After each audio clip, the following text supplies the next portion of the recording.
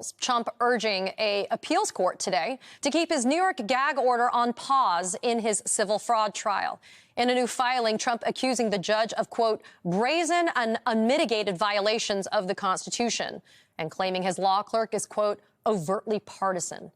Trump maintaining this position despite a filing from last week where court officials argued that the gag order should be reinstated because of a, quote, deluge of threats against the judge and his law clerk, including hundreds of threatening and harassing and anti-Semitic messages. The trial continuing today in New York, with the defense starting week 3 of presenting its case in chief. A Trump Organization executive taking the stand today, insisting that the company has no longer prepared for years the financial statements that the state argues contained intentionally deceptive numbers. We'll continue to keep you updated on that trial as it progresses. Meanwhile, some movement down in Georgia. DA Fani Willis proposed to the court an August 5th, 2024 trial date that could put Trump on trial through the 2024 presidential election and possibly into 2025. But Trump co-defendant John Eastman pushing back on this timeline, asking for a faster trial for himself and others, arguing in a new filing that, quote, defendants who do not have lifetime United States Secret Service protection can exercise and have their right to a jury trial completed within 2024.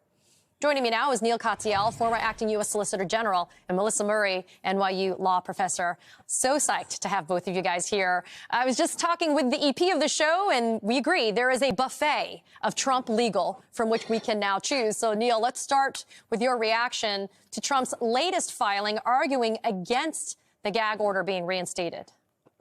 Yeah, Katie, we're like in Las Vegas with like an all-you-can-eat buffet at every corner, as far as I can tell.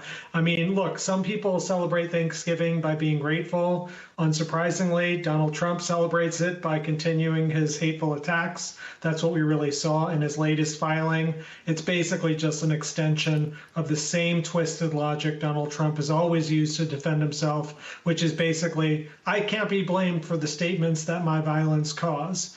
And, you know, this filing is so devoid of common decency, they can't even really manage to fake it in their court documents. It's clear they don't really care about all the threats that this innocent law clerk is facing because of Trump's attacks. I mean, Katie, you tweeted, or whatever the word is, X'd now, earlier today, that this filing by the prosecutors, by the state, had 275 single-space pages of threats and attacks against this law clerk.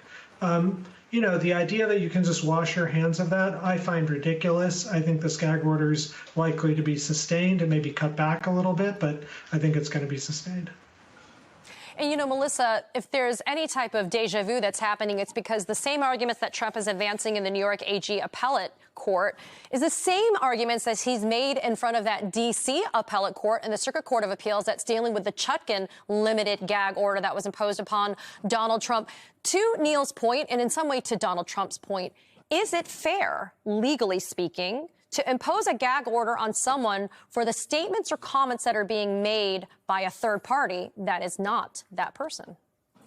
It's a terrific question, Katie. He's actually making slightly different arguments in the New York case. One of the things he said here is, in addition to his First Amendment rights, which he says has been trampled upon, he's also concerned that the gag order prevents the public from having the assurance that this is a fair and nonpartisan trial. And this, again, goes to the claims that he's made about the law clerk being excessively partisan and Judge Engoron also being partisan and biased against him. So it's sort of a combination of both of these things. But the point remains, he's here seeking to vindicate his First Amendment rights without thinking about the impact that his statements may have. And to be clear, he said nothing specific harming this clerk or threatening harm to the clerk. But the question is, the individuals who are incited are encouraged to take Donald Trump's words and then run with them, including the individual who threatened Judge Chutkan. Again, these are not idle threats. There have been actual material threats. The threats you mentioned to the law clerk and Judge Engoron, and of course, the threats to Judge Chutkan in D.C. So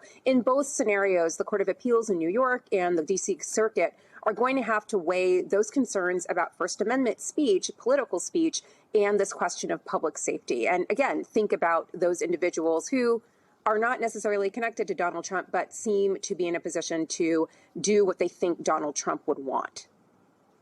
And Neil, earlier this month, Trump's attorney, Alina Habba, saying this about the court staff getting threats. Quote, "There is not a day that I don't get a threat. It's just part of the game." I mean, Neil, since when is that the legal standard to determine whether or not somebody's speech should be, I guess, limited